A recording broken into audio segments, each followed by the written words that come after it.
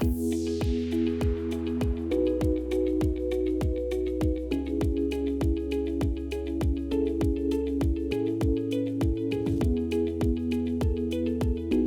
afternoon, everyone. The mic is working now, I see. Really great to be here. It's really a wonderful gathering and a great opportunity for us to learn about this incredibly important initiative. I'd first like to say thanks and acknowledge the presence of our U.S. Ambassador Infante. Pleasure to see you. I hope you're having a wonderful Our Ocean as we are. Thank you for all of the work. I also want to extend a special thank you to the Wilson Center for organizing this particular event. Your relationships and expertise in the region have been invaluable. I also want to thank Panama, Colombia, Ecuador, and Costa Rica for establishing and enhancing the Marine Corridor of the Eastern Tropical Pacific, or CMAR. Your leadership is visionary, and the transnational network of marine protected areas you've established in CMAR is truly a model for other regions around the world. CMAR, of course, is the reason why we're here today. The United States signed an MOU with the governments of Colombia, Ecuador, Costa Rica, and Panama last year at the Summit of the Americas to help CMAR members achieve their vision. One of the greatest threats to this vision is IUU fishing. We know that IUU fishing undermines the viability of the Eastern Tropical Pacific's special and precious marine biodiversity, which includes blue whales, hammerhead sharks, leatherback turtles, and manta rays, to name just a few. But of course, IUU fishing is not merely a threat to marine biodiversity. We also know that it undermines the sustainability of the fish populations that coastal communities across the region rely on to meet their nutritional and economic needs. It puts the health and livelihoods of vulnerable people at risk. What many of us outside the region may not appreciate is that here, IUU fishing is increasingly intertwined with drug trafficking, human trafficking, and many other crimes. So IUU fishing has become a threat to the very security of many of the nations around the region. I'd like to thank my colleagues across the United States government for recognizing the threats that IUU fishing represents and for working so hard over the last several months to develop the commitments they're announcing today that will help counter IUU fishing in the Eastern Tropical Pacific region. Given the ambition and enormity of this effort, promoting a successful CMAR vision is a complex process. So let me note that these actions are a part and just a part of the US commitment to support CMAR governments as they work to achieve their vision of CMAR. We're also working closely with the CMAR Secretariat and the Environment Ministers of Colombia, Costa Rica, Ecuador, and Panama on other commitments to strengthen CMAR's core marine protected areas. But today, we're here to talk specifically about our commitment to improving maritime security, maritime domain awareness, and countering IUU fishing in the region. We have a very special set of panelists, and I'm very grateful to them all, my US colleagues, as well as our Panamanian and Colombian friends for making the trip to our Ocean Conference to deliver their messages to you. So now I'm going to turn it over to Benjamin Gadan, the director of the Latin American program at the Wilson Center, who will moderate this event.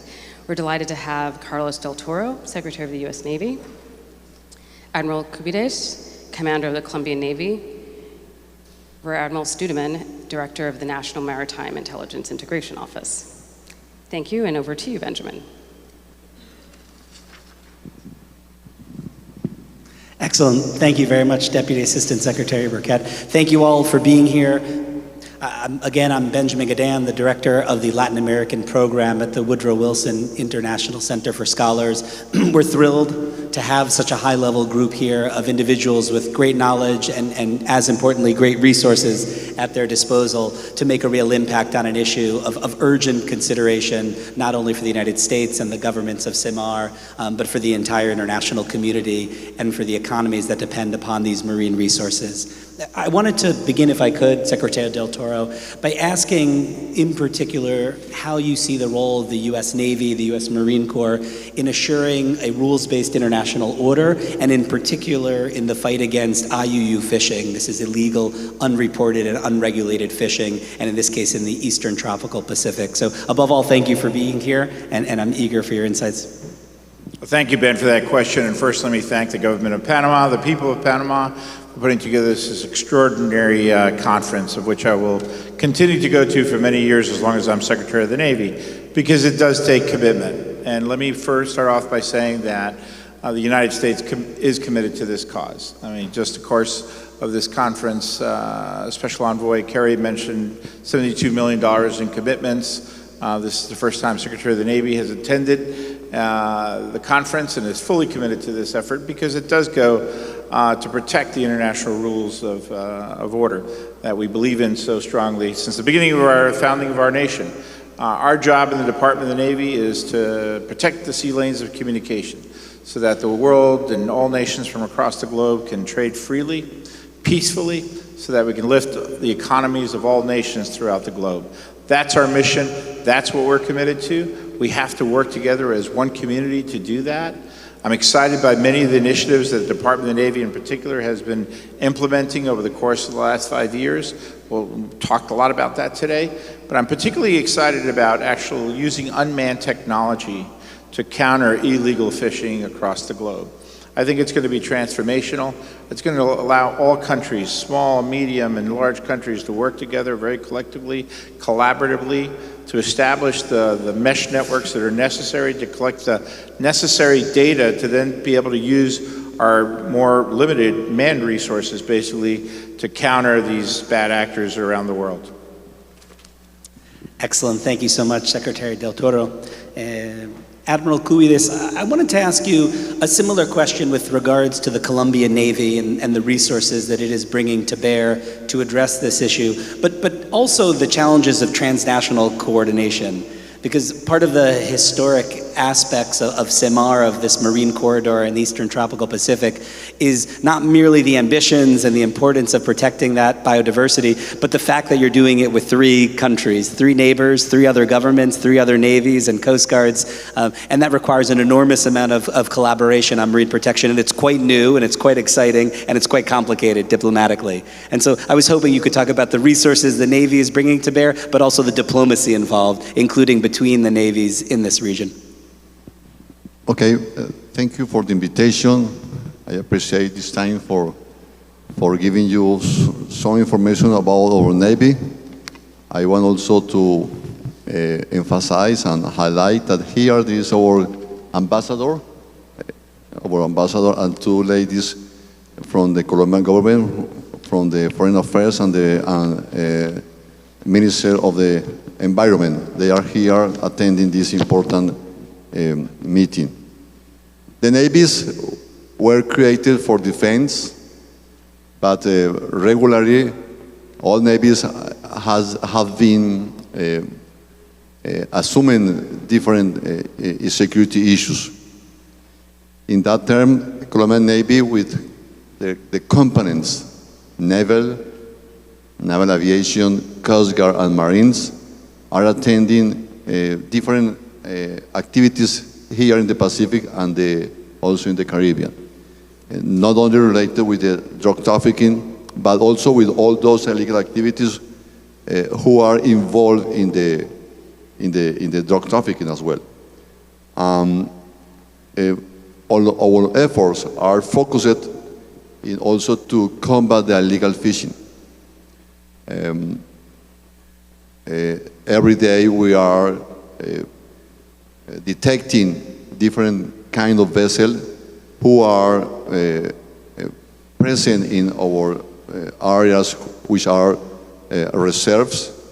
We have 2 specific reserves in the Pacific, a sanctuary called Malpelo and also a natural park called Gorgona. In that sense, all the effort that the Navy are being conducting is also to detect those vessels who are fishing there in our protected areas.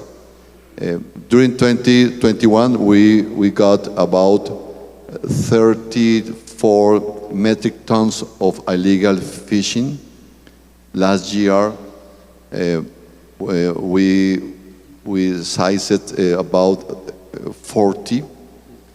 But it is a big number of tons of fishing. But the idea would be that it should be 0. It means that we should have the capabilities for avoiding the illegal fishing. In that sense, we are working with our partners, Panama, Costa Rica, Ecuador, in order to detect all those vehicles, vessels who are present in our waters, in order to avoid that affection to our environment. So there are communication with Panamanian authorities, with Ecuadorian, and also with Costa Rica, as happens in the Caribbean as well. So in that sense, we have intelligence not only focused in drug trafficking, but also in other illegal activities like the IUU fishing.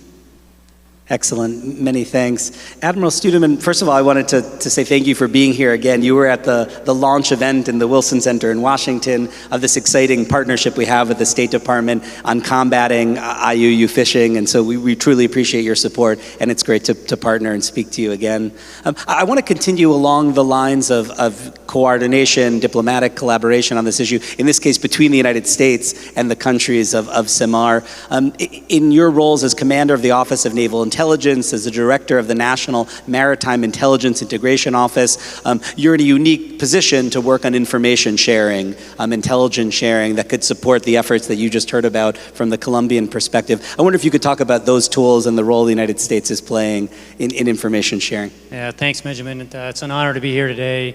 So I have two jobs. One of them is the Commander of the Office of Naval Intelligence. That's over 3,000 people looking globally at foreign navies and their capabilities, how they're modernizing, how they're using their navies, what does their future navy look like, what are they doing in the maritime domain, what are the patterns and trends, et cetera. And so that's a full-time job. In addition, though, and because of its close association, I'm also given the hat of the National Maritime Intelligence Integration Office Director. So where O&I is a Navy responsibility, I support Navy decision-making, decisions that the Secretary of the Navy is going to make on the future fleet based on our predictions. When it comes to the NIMEO hat, that's actually a national hat. It has the word national in it, and its main function is actually the word integration. It's bringing together a lot of dissimilar partners that tend, like most things, to kind of stay in their respective areas. We all face these centrifugal forces that our bureaucracies sort of foist on us. And so the idea of how do you actually connect across boundary layers is a national integration responsibility. And in my national hat, I report to the Director of National Intelligence, Avril Haines. And she expects that we, in fact, are making progress in connecting all things in the maritime domain that are going to affect the security or the safety or the prosperity of the United States and those of our allies and partners. And so this is one of those key areas where I can command and control resources on all of naval intelligence to be able to bear down on issues. And when we talk about this area of the world, you have not only state actors that are here in various forms, which we obviously talk about, but also the transnational actors and some of the other dangers to our respective economies and societies. And so the illegal, unreported, unregulated fishing does actually have a place in our orbit of our framework of analysis for those things that affect us. So we don't just study the problem, though. The beauty of some of these capabilities is that we are able to work on sharing the Sea Vision technology, which is the maritime domain awareness tool, where you can see everything going on in your maritime domain with lots of sensors that contribute to that. And so Charlie Lenway in the back there on the staff just got finished this week helping to train not just Coast Guard and Navy folks, but in Panama, the Aquatic Resources Authority of Panama on this system so they can make better use of it. And he continues to do that around Central and Latin America. We also are behind some things where we take a look at advanced technology and we say, how could that be applied to these maritime problems? Because as the Secretary said, there's more unmanned capability we can offer, which may be fixed or mobile. And there are new technologies that we think can be better exploited to make all of our lives easier so we can get situational awareness. And I'll finish with this. There's a technology called radar over AIS. And in fact, it's a very small box that can go and just plug right in next to an AIS system, and whether it's a coastal radar, it's a merchant ship radar, it's a fishing vessel radar, those all can actually share their radar picture over AIS so that we can actually identify things that previously were not cooperative and did not want to be identified in the maritime space. So that's technology that's coming that we're going to help facilitate. Excellent. Thank you very much. I'll continue the conversation on the subject of technology, of assets. The reason I'll do so is I think there's a tendency when countries like Panama make impressive marine protection announcements, in this case to protect more than 50% of the exclusive economic zones around the country, to applaud those efforts but not necessarily provide the tools and technologies necessary for success, necessary for detection, necessary for enforcement and interdiction. You could imagine what some of them are, but they lack the ships, the radars, the drones, access to satellites, personnel at ports to inspect cargo, but also to investigate the networks engaged in illegal fishing. I think there are more resources now than there have been. Particularly the NGO community, in particular Connect to Protect, has done a tremendous job in providing financial resources. But even so, I think the needs are tremendous. This is a question for all of you, starting with you, Secretary Del Toro, is how do we take advantage of the remarkable political will in this moment in countries like Colombia, but also in Panama, our host today, and also in Ecuador, and in Colombia, in Costa Rica. How do we take advantage of that political will by providing the tools necessary for these marine protected areas to function? Well, in very much way, it does take a community of nations, a community of organizations, NGOs, the private sector, governments, all working together. This is critically important. As I travel the world and I talk to allies and partners across the world, the number one national security threat and the number economic security threat, obviously the impact of climate directly, and then illegal fishing, because it is a direct attack on that nation's sovereignty. We cannot allow that to continue. We have to shine a light on bad behavior, particularly by China and many other countries that are not acting in accordance with the rules of international order. And so it's important for all communities to work together, share the data, share the technology. That's where I think unmanned is going to be transformational in how we actually work collectively together to counter that threat. And I apologize because I'm going to have to actually leave early. I have to give a speech at the plenary here in about 10 minutes. So please forgive me for stepping off the stage. But please continue this conversation. It's so very important that we get this right. And I'm excited about the opportunities that lie ahead with capital investment from the private sector, with the political will in all these nations to work together, and our countries working together in forums like this and many other places as well too. I know we are going to be able to make a difference in the world in the years and days to come, especially for our children and our grandchildren. It's essential that we all work together on this. Thank you. Excellent. No, thank you. Please join me in thanking Secretary Del Toro. We are very grateful that he could spend time with us. He's an enormously busy schedule. We're going to invite up Deputy Assistant Secretary of Defense Dan Erickson to take the Secretary's place here as we continue this conversation. But I do, in the meantime, want to turn to you, Admiral, and ask the same question, which is, in the day-to-day work of interdiction that you're doing, of surveillance and implementation of CMAR, in particular in the Eastern Tropical Pacific, what is it that you lack? What resources do you need, and how can this constellation of civil society and international actors and the United States be more supportive? First, I would like to emphasize that the importance of the commitment of the government. That would be the first tool in order to provide the proper condition for protecting the environment, in this case the CMAR. Our government, it took office 6 months ago. It has been positioned to use all the tools from the different entities to protect the environment. In that sense, the different authorities, the Ministry of Environment, the Foreign Affairs Minister, and other different entities who are involved in these tasks are working together with the military forces. One of the purposes of the former government was to declare the 30% of the Colombian territory as a reserve. And For doing that, it's not only give instruction, it's to be there. To be there using the capabilities of the military forces, in this case the Navy, in order to attend all the instruction on documents who regulate the fishing, the exploring of the different activities in the platform, and we are there working also with the migration office in order to conduct the proper prosecution process for those people who are involved in illegal activities, in this case fishing.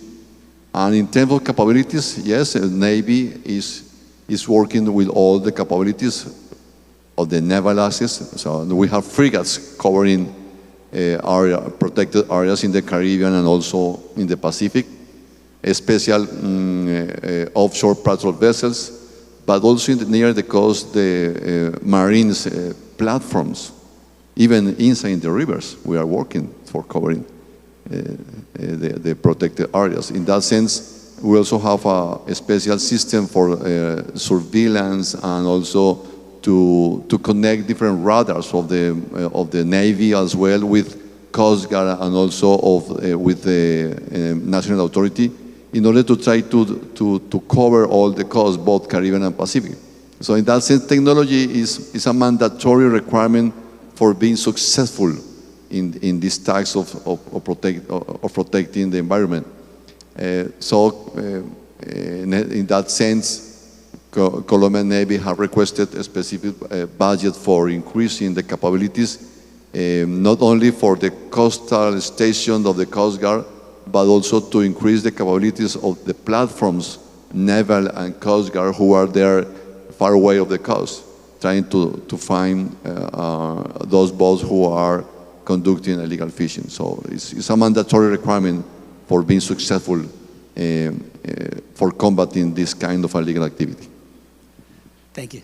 A couple of points on this. I do think that, particularly in my line of work on information and intelligence, you do a lot of sensing, but you also do a lot of sense making. And so the partnership is really vital because no one nation can do all of it. And so I agree that we have to be, a network of partners that trust one another implicitly. And when you have that trust, you can do many amazing things. I believe we are on a technology curve. When we apply it to the oceans, that we will find that we're going to learn a lot more, that we have pretty good sensing in many places, but it can be expanded. How we expand it, which vital zones to look at, and then how do we apply technology, machine-aided ways to analyze that data, do it very quickly to give us more response and decision time. That's part of the technology curve that's bending our way right now. And I would say that we're here to assist. And what works for a transnational issue also works for another higher security issue as well. So you actually can address many mission requirements with some of that same technology. Point number two, you don't always need a platform to deal with a problem, right? I think we do need to make sure that our sensing is so good that when we use the finite platforms we have, that they go exactly to the right place at the right time. And that's part of how situational awareness will benefit the ability to maneuver those platforms. We also need to look at the information domain and say, using some of our information, we can actually go back, let's say in the Chinese case, and go, your distant water fishing fleet, the 12 to 17,000 vessels that are out there, is the largest on the planet. And here's the impact that it's having on the ocean resources, and expose, in fact, that you have, photos or video of these fishing fleets in other nations' exclusive economic zones, and then you go government to government, or you have the press cover it in a way that investigative journalists do well, and then put the pressure on the entity, the nation that may be supporting this kind of behavior, to tighten things up and be more disciplined with what it allows its distant water fishing fleet to do. That's an information domain campaign that we should be on, using our information for effects, not simply for interdictions. Dasdi Erickson, the presence of Secretary Del Toro here, I think, sent a clear message about how the Department of Defense is prioritizing this issue. And I think that the type of technology transfer and coordination that we've just heard from Rear Admiral Studeman as well speaks to that. What are you finding in your travels throughout the Americas in terms of the political will and the interest in your counterparts in the region? So I've mentioned earlier the need for resources, but we've also heard of the resources already at the disposal of navies, as in Colombia. Are you finding that it's difficult to put this high on the agenda of your counterparts, or are you knocking on an open door when you raise the issue of IUU fishing and the need for stronger enforcement? Well, thanks for the question, and it's big shoes to fill, to be filling for Secretary of the Navy, but I'll try to do it with two admirals to my left. A couple points I would make. First, I think that everyone recognizes that CMAR, or as I prefer to call it, the Eastern Tropical Pacific Marine Corridor, is really, I think, an innovative step forward in terms of cooperating within the region, and has also been becoming quickly a kind of benchmark for how a set of countries in the world can address some of these conservation issues which lead into the illegal, unregulated fishing. The second point is that when we talk about IUU fishing, the I is illegal. And illegal means that this is principally actually an issue for law enforcement. And the role of militaries and defense institutions can really be twofold, but one of it is providing support, civilian support, or defense support to civilian authorities, and the second is clearly on the intelligence and monitoring. And one of the big challenges I think that we see throughout Latin America and the Caribbean that is true for this issue of illegal fishing, but also for all sorts of additional illegal activity, is once countries have the information, they may not have the capacity to act. And so there's a lot that needs to be done domestically within these countries to build up their own law enforcement capacities.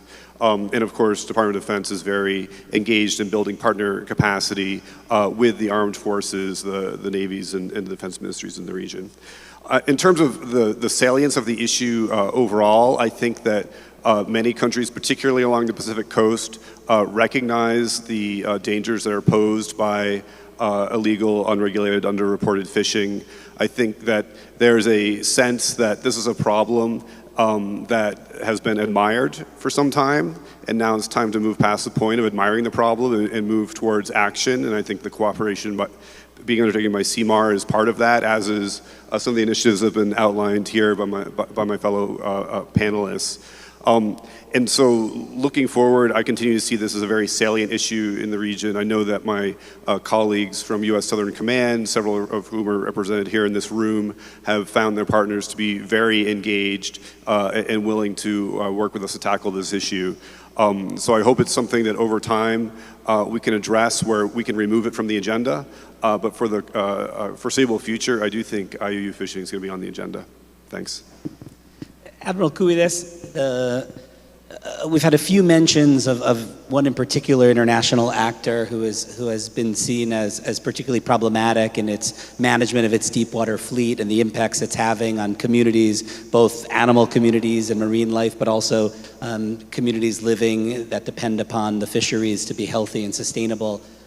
I wonder, you've now had two presidents in a row that have been very committed to environmental issues, both Amazon conservation and marine protection, but there's obviously a diplomatic component to this, a message that needs to be sent to international actors that aren't acting responsibly, whether that means entering exclusive economic zones or managing fleets just outside those zones, but with devastating impacts on marine fisheries. My question for you is, how do you kind of manage in the way that you can the diplomatic aspects of this, the sending a message either independently or as the Eastern Tropical Pacific countries or more broadly in South America? How do you send a message to international actors that their long-range fishing fleets are not engaging in sustainable fishing and that are really threatening livelihoods and the marine biodiversity in this region? First, the first message of the governments is the declaration, the international declaration for protecting the environment. The first actor committed to this is the government. And in that sense, through the different entities, through the foreign affairs, but the presence in different scenarios is important. In that sense, all the governments could notice that the Colombian, in this case, Colombian government is totally committed with the protection of the environment, specifically in the maritime environment. And Navy is there together with the government and together with the authorities. In that sense, as I mentioned before, the former government decided to declare the Colombian territory, the third part of the territory would be a national reserve. And it is not easy. It is not easy because there are many communities who are against that decision. And it's too hard because the idea is to protect, but without avoiding the development of those communities there. So it's important the conversation with those in order to find common points in order to not only protect the environment, but also to enhance the development in terms of education, in terms of health and so on, so agriculture as well. In that sense, our government every day is there where the world is demanding a commitment with the protection of the environment and so on. Navies, in this case, Navy, Army, and Air Force is part of that effort. That's the reason we are here. So, showing the commitment in order to be hand to hand, shoulder to shoulder, back to back with the government for protecting our environment and also working together with the other countries, in this case, Costa Rica, Panama, Ecuador, trying to do our best in order for protecting the CMAR. Knowing that about the 70% of this area protected is part of the Colombian territory. So we are here, and we will be here working for taking care of our environment. Excellent. Admiral Studeman, I was intrigued by your remarks earlier related to the role of investigative journalism, of other ways to expose to broader groups of stakeholders the kinds of fishing practices that have had such devastating consequences worldwide, and in this case in particular in the Eastern Tropical Pacific. I wonder if you could talk a bit about what are the audiences for that sort of sharing of information and satellite imagery and the data that's been produced about the presence of these fleets and the practices they engage in. Public opinion in the United States, in these countries, are you trying to have diplomatic impacts? What's the goal of providing much more information, as you've very effectively been doing in recent years? What are you achieving? What are the methods you're using? Who are your audiences? Yeah, I think it's it's all of the above with all of the different audiences out there, because in general, the truth should get out. And what we find in this world of misinformation and then the purposeful disinformation is that the truth actually has a hard time, breaking through the deluge. And so we need to escort it. We need to protect it. We need to advance it. And we need to do so with the high credibility that comes with people who are inclined to, speak honestly about what's really going on.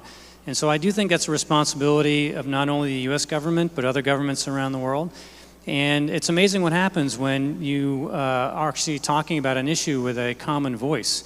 Unified action, coalition action does actually get higher effects than individual action from one country. And in this case, we're all affected by the distant water fishing fleet that's primarily subsidized by the Chinese. It's the largest one out there.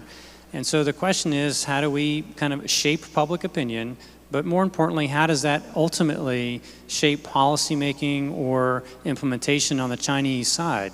I mean, every other country on the planet shouldn't have to suffer to pay for China's rise. there's a natural inclination to serve your own population, but it can't come at the expense of everybody else. And the fact of the matter is, it's in a dangerous position here with depletion of ocean resources, so that ultimately, if we continue on this path, that everyone's going to be a net loser. And so how do we actually expose it, shine a light on it, talk about it calmly, objectively, and say, you know, there's probably got to be a better solution, right? I heard in our Oceans Conference plenary earlier about a couple of guys that are doing the sea cucumber growth. And I'm not interested in sea cucumbers, I'm really not. But I actually perked up when one of the solutions was to go ahead and have a lot of sea ranching related to sea cucumbers to repopulate many other parts that have actually been stripped down of the vital cucumber life that affects all others. It's like earthworms, the guy said. I thought it was a good corollary. But he said, you know what, there's a way to satisfy the Chinese appetite for this delicacy too, through sea ranching. And so you can get to win-win solutions if you can talk through it. You can highlight the dangers and perhaps together find a way forward. Just if I could follow up, so the messages I tend to hear from the U.S. government on this issue range from the impacts on coastal communities that depend on these fisheries, the protection of biodiversity, a value in and of itself, and this question of sovereignty and of the rule of law and enforcing rules governing fishing. Are you finding which of those has been most salient, which has been most effective to what audiences as you've honed your message in trying to make the issue more compelling? I think that if there are small sprinkles of messaging, it's not going to work. I think the messaging needs to be repeated in many places by many people, and seniority has a cachet of its own. And so I do think that our senior governmental officials, regardless of what country you're talking about, need to be conversant in these issues. They need to feel comfortable talking about it, and that we can do more of it. So I'm optimistic about it. Conferences like this, I think, allow people to really get a synthetic view of what's going on. And we have responsibilities when we leave conferences like this to go educate people that are, you know, our counterparts or upchain, so that they also become comfortable with the issue and they can talk about the dangers and the opportunities that exist from some of the smartest minds in the world coming together to talk about big challenges. I want to turn to the Deputy Assistant Secretary of Defense. The issue of IUU fishing, of illegal fishing, is a core part of ocean protection, but sometimes, or at least until recently, maybe overshadowed by other threats to the ocean, by the impacts of climate change, ocean acidification, the impacts of pollution, including plastics. It does seem like this issue has found its moment, and I wonder what that means for the role of institutions that may not be comfortable historically in engaging in what have long been seen as kind of environmental issues, that now transitioning the conversation precisely to this type of dialogue where we're discussing the rule of law, enforcement, interdiction, technologies like drones. How have you found that transition occurring in the Office of Secretary of Defense and some of your counterparts in the region? Is there comfort now that this is a core part of the mission of navies and defense ministries, at least starting with the Western Hemisphere? Well, there's a few comments I'd make. I mean, one is on the U.S. side of the equation, you know, President Biden has made this very simple because he's designated this as a major priority of his administration. He's asked every cabinet secretary to look at what their agency can do to address it. And so that means all of the various agencies of government are examining the issue of climate change as a transboundary challenge anew and seeing what role do they play, or in the case of DOD, what role do we play, where do we fit into this?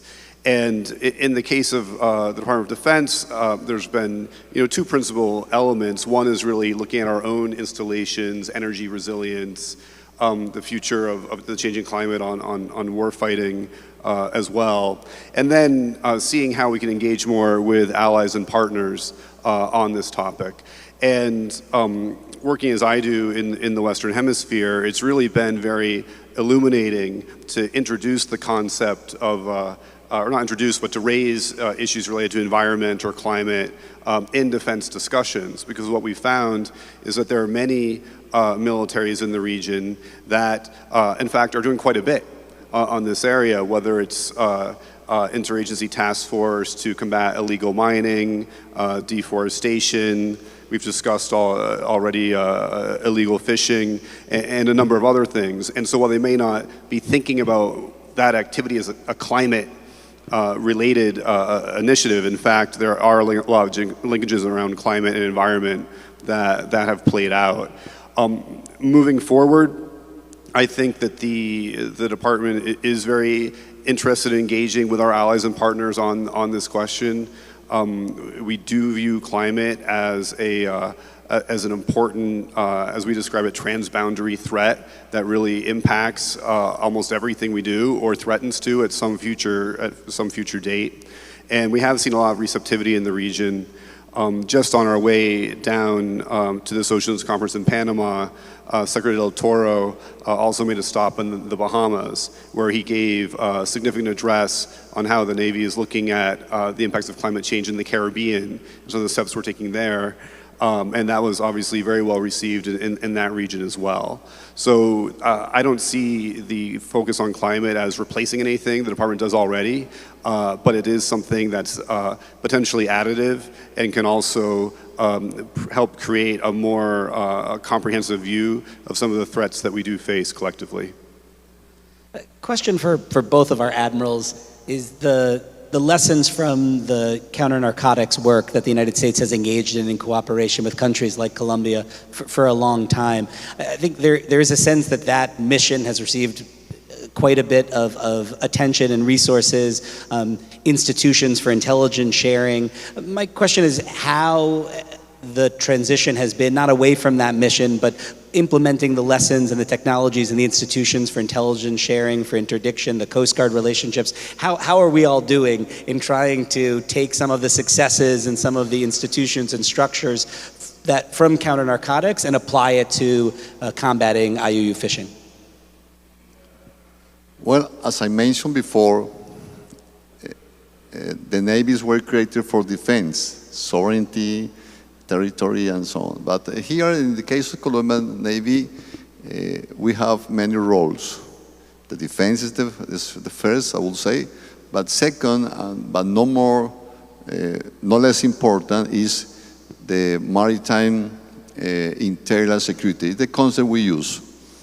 And we put together all our capabilities in order to attain all the illegal activities there are at sea. I want also mention to illegal migration. That is a phenomenon typical in this area. Navy is there trying to detect those illegal boats or vessels transporting migrants.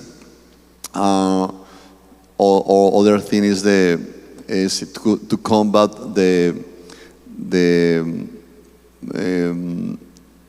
those organizations who are attacking the transport vessels, trying to size, trying to affect those maritime lines. And so we have many roles, and we are attending the main role, I would say, is the drug trafficking. In that sense, we use the same assets, the same platform for accomplish with all the mission we receive from the Ministry of Defense. So, for example, last year, Navy sized about 321 metric tons of cocaine in the Caribbean and also in the Pacific. But it was also with the cooperation with the other countries' navies in the region. Together with that mission is the mission to protect the environment. So we are using all our radars and the coast. We are using the Coast Guard, naval aviation, naval, for covering also the important role of protecting. Can you imagine a submarine designing for shooting torpedoes covering a maritime area? We are doing that with a submarine. I am a submariner. So I was aboard, and I was aboard not only pursuing boats with illegal cargo like narcotics, but we were also trying to find fishing boats dedicated to devastate our protected areas. So we are using all our capabilities in order to accomplish with all those missions, all those tasks given by the Ministry of Defense, and it includes the protecting of the environment at sea. Admiral Studeman, the lessons learned from what's worked and maybe not been as successful in the counter-narcotics effort in the Americas, how are those lessons being applied to the IUU fishing challenge? My observation is that the skill sets and the approaches are similar, and so it doesn't matter what mission you're focused on. The idea that it takes a network to defeat a network, take a look at doing more than just stopping at the tactical level. I mean, ultimately, just like with the terrorism problem, I think the fishing problem, if you end up catching a few fishermen out, you're essentially sort of mowing the lawn. The grass will always come back up. Is it important to do that? Yes. Does it yield you, in every case, intelligence that allows you to know exactly where the center of gravity might be? Probably not in most cases. And so we have to understand what the nature of the problem is. And the nature of these wicked problems is that you have to find out where the center of gravity really lies. And it's usually not with the foot soldiers or the sea soldiers, right? In this case, the root of the problem are policies. There are other networks upstream that are in many cases state-based, or they are highly financed, transnational actors. And the idea is you want to swim up that stream and spend your energies trying to go after the bigger fish, not the small fish, so that you can actually impair those networks that do then those activities that you see the distant end, the front edge of all of those operations. So I think the nature of the problems are the same, and I think the solutions are also to be found in some of those, in that kind of thinking.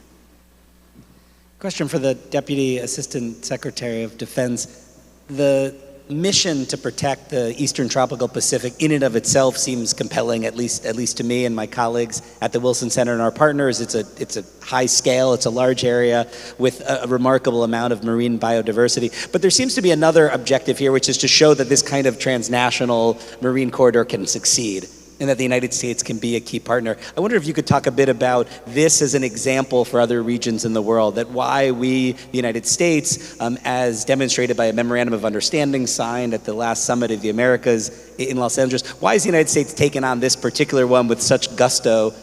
What is the potential demonstration effect if in fact the countries involved, Colombia and Costa Rica, Ecuador and Panama, can succeed in this mission? Well, I think that the launching of CMAR does a couple of things that really corresponds with what the U.S. is interested in seeing in the region. The first is collective action taken by the countries in Latin America on a common problem, and it's driven by their own political will, right? And so in that sense, we are interested in supporting, providing some additional assistance momentum in this area, but it's fundamentally the project of the sovereign governments that signed the agreement. And the purpose of the MOU is really to just raise up the fact that we want this to succeed. I also think that it's a really important marker to lay down in the region about this type of common approach and about just the sheer amount of territory, that maritime territory that's covered by this. I think is pretty remarkable. And, but we all know that what's written on paper or things that are said, sometimes even at the sidelines of summits, sometimes don't necessarily become concrete over time.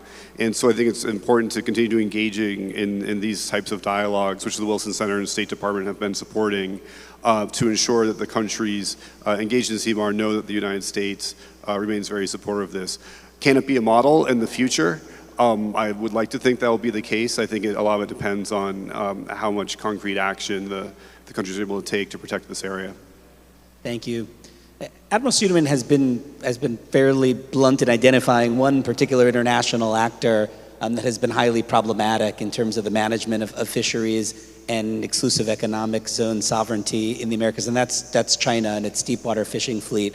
I'm sensitive to the fact that China is a key economic partner for many countries, particularly in South America, but really throughout the Americas, and that creates a diplomatic challenge as well in addressing it head on. I know you're not from the foreign ministry, but undoubtedly this has to be a factor in calibrating how willing you are to confront these ships themselves and in interdicting them, in alerting your authorities in the foreign ministry and the presidency to the presence and bad conduct of these Chinese deep water fishing fleets. I wonder if I could just ask you to speak, if you're comfortable doing so, about the delicacy of that subject, what else is at stake in the Colombian-Chinese relationship, and whether you feel that the government is willing to take on this issue and to confront China when appropriate to address these practices? Well, our government has not declared a specific point about the presence of the Chinese in our seas. But everybody knows here that the Chinese illegal fishing fleet is there.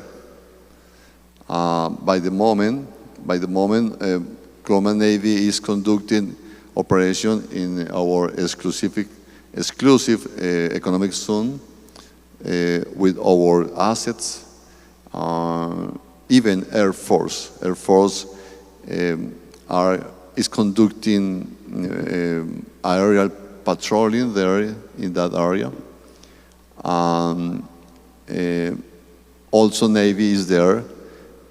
We have enough frigates and offshore patrol vessels to be there, but we are doing all our effort in order to be there to verify the presence of the illegal Chinese fleet. In that sense, we also have requested the cooperation of, in this case, with U.S. with different new tools, satellite capabilities to detect all those boats who are there.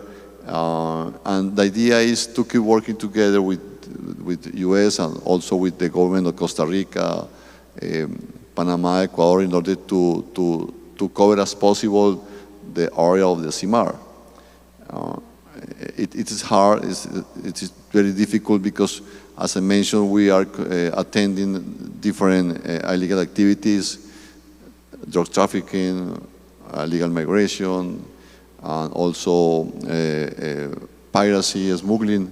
So, but the idea is to keep working in order to detect that fleet and to combat, and also to define with the government the position against this situation, and to try to combat them in the frame of the not only with the military capabilities, but also from the diplomatic point of view, sir. We'll conclude with you, Admiral Studeman. Deputy Assistant Secretary of Defense Erickson has said that this is something to celebrate only if it succeeds. That if it's only a conversation at Wilson Center State Department events on the margins of international conferences, if it's only memoranda of understanding, then it's not a victory. You're the commander of the Office of Naval Intelligence, and I think you know better than any of us the way this is developing. Is this a winnable fight? Are we winning this fight? What is the state of IUU fishing in the Eastern Tropical Pacific? Are we moving in the right direction? Is there hope with the approaches and resources we're now committing to this challenge that we will have a meaningful impact to protect marine biodiversity in this highly biodiverse and highly strategic region? The IUUF problem is a global problem, and it affects different regional countries in different ways, all of which are affected by Chinese presence, Chinese diplomatic and economic overtures there. But I do believe that any transgressions that occur anywhere, if you really believe in the international law and the norms that have governed it for decades, have led to our prosperity, then we need to reapply accountability to following those rules in this way as well. This will take many governments, right, rising up and simply saying that this is hurting us. that we can find a better path.